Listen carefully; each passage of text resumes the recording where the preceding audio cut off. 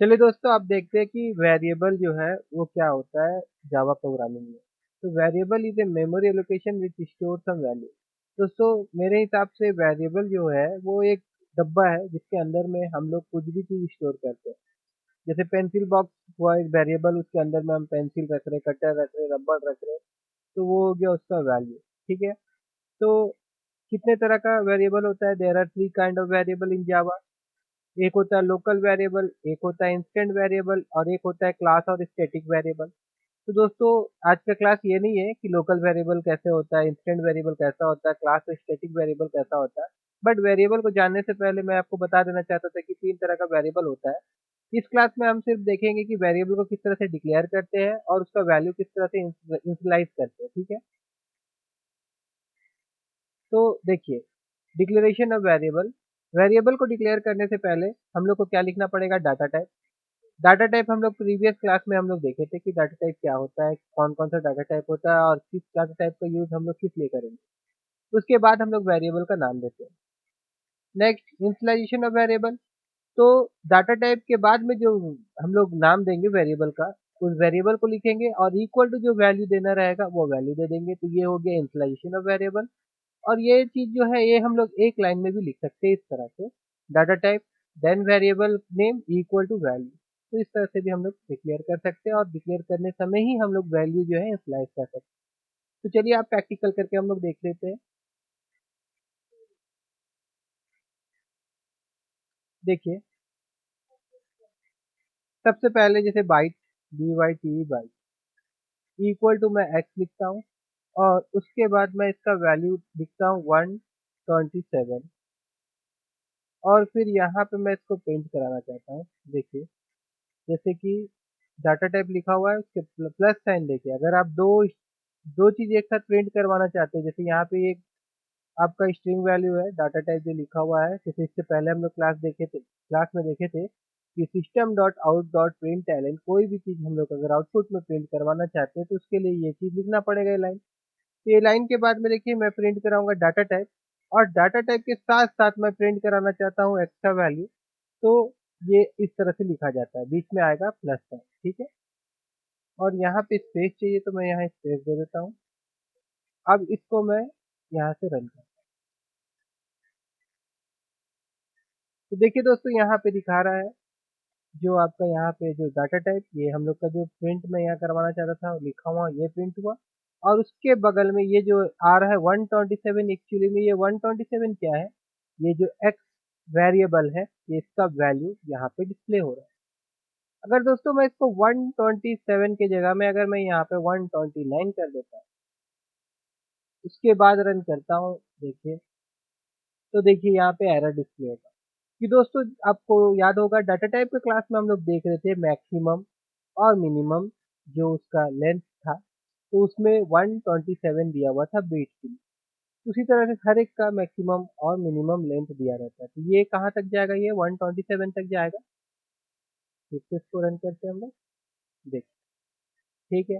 अब आपको 128 देनी है, तो उसके लिए आप फिर ये यहाँ पे अब क्या करेंगे? एक्स ही रखता हूँ मैं इसको। मैं यहाँ पे ये जो वैल्यू जो मैंने बाइट लिखा था, मैं इसको शॉर्ट कर देता हूँ। और उसके बाद यहाँ जो वैल्यू है इसको मैं बढ़ा देता हूँ, मैं यहाँ 130 कर देता हूँ। देखिए यहाँ। ठीक है। अब सोचिए कि इससे भी बड़ा लेंथ अगर आ जाता है, इसको अगर हम लोग रन करते हैं, तो देखिए ये भी हो रहा है। अब इससे भी बड़ा है, सोच लीजिए अगर इसको रन करिए, तो ये भी हो रहा है। तो ठीक है, और बड़ा कर देते हैं हम लोग। अब देखते हैं रन होगा कि नहीं। देखिए अब नहीं हो रहा है। अब हम लोग क्या करते हैं, शॉर्ट का जगह में यहाँ पे हम लोग LONG लॉन्ग दे देते हैं। अब इसको आप रन करिए, तो देखिए इसका वैल्यू जो है अब ले रहा है। अब मान लीजिए नंबर जो है हमारा इससे भी बड़ा है। ठीक है, इतना बड़ा हो गया। अब इसको अगर हम लोग रन करेंगे तो होगा नहीं, तो इसके लिए हम यहाँ क्या करेंगे, INT दे देते हैं। INT के लिए भी ये बड़ा है, थोड़ा कम कर देते हैं इसको। देखिए INT में इतना लेंथ तक जाएगा। यहाँ जाके हम लोग रन करते हैं। तो ये आ गया। ठीक है। अब दोस्तों मान लीजिए कि आपको पॉइंट डिस्प्ले करवाना है। ठीक है। यहाँ पे मैं एक वैल्यू लेता हूँ, जैसे कि मैं यहाँ पे लिखता हूँ 1, 0.5 लेता हूँ, 0.5। ठीक है। अब अगर हम इसको रन करेंगे तो देखिए यहाँ पे क्या दिखा रहा है, एरर दिखा रहा है। क्योंकि पॉइंट के लिए हम लोग को कौन सा वेरिएबल यूज करना पड़ेगा, हम लोग को फ्लोट यूज करना पड़ेगा, FLOAT फ्लोट, और फ्लोट के बाद एक्स दिए हम लोग।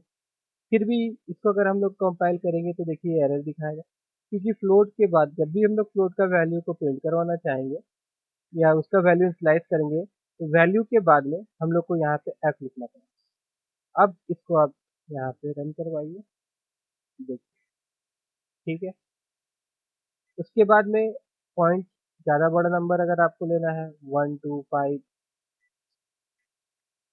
4 5 1, यहाँ पे 1 4 4, इस तरह का नंबर अगर हम दे रहे हैं तो फ्लोट लेगा कि नहीं के लिए चेक करते हुए, तो ये ले रहा है फ्लोट। अच्छा, और बड़ा नंबर अगर हम लोग लेंगे तो भी ले रहा है। ठीक है। अगर एफ नहीं लिखना चाहते हैं तो पॉइंट का दूसरा अगर हम लोग और भी नंबर लेना चाहते हैं तो उसके लिए और एक वेरिएबल आता है डबल, DOUBLE डबल। यहाँ डबल में हम लोग जाएंगे, यहाँ पे एफ लिखने का दरकार नहीं है। अब सिंपल इसको प्रिंट करिए, देखिए जो वैल्यू हमारा यहाँ दिखा है। ठीक है दोस्तों। अब हम कैरेक्टर लेना चाहते हैं, तो यहाँ पे मैं लिखता हूँ कैर। उसके बाद मैं एक वेरिएबल का नाम देना चाहता हूँ CH।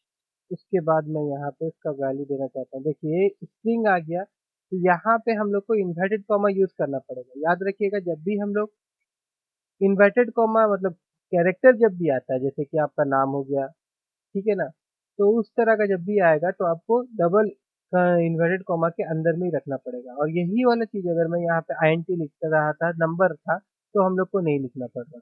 ठीक है। तो यहाँ पे हम लोग क्या लिखेंगे, उस वेरिएबल का नाम CH है, तो यहाँ पे हम लोग CH लिख देते हैं।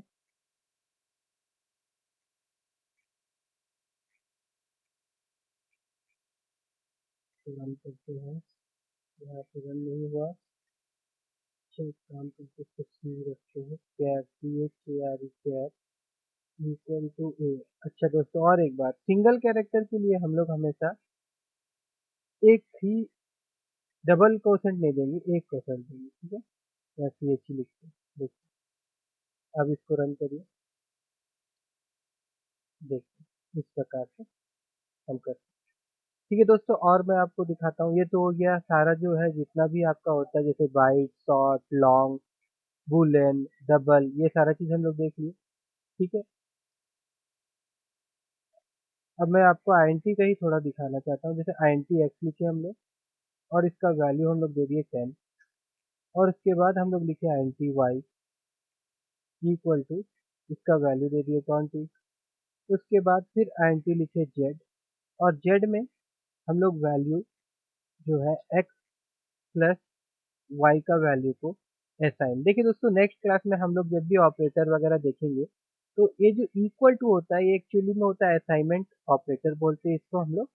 ये क्या करता है, ये जैसे x का वैल्यू को असाइन कर रहा है कि इसका वैल्यू 10 है, y का वैल्यू को असाइन कर रहा है कि इसका वैल्यू 20 है, और यहाँ पे z का वैल्यू को ये यहाँ पे बोल रहा है कि इसका वैल्यू जो होगा वो x प्लस वाई होगा। दैट मीन्स x और y का वैल्यू जब आपस में जुड़ेगा तो वो वैल्यू कहाँ पे स्टोर हो जाएगा, z में।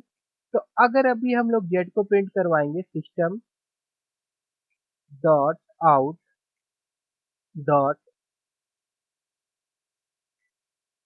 प्रिंट एलन ब्रैकेट, इसके अंदर में मैं लिखना चाहता हूँ the value of z is, और फिर यहाँ मैं प्लस साइन दूंगा, और यहाँ पे मैं लिख दूंगा z। अब इसको रन करते हैं हम लोग, तो देखिए यहाँ पे वैल्यू ऑफ z इज 30। इस तरह का हम लोग कैलकुलेशन वगैरह जो है वेरिएबल फिर स्लाइस करके यूज कर सकते हैं। ठीक है दोस्तों, आज का क्लास यहीं तक। उसके बाद नेक्स्ट क्लास में हम देखेंगे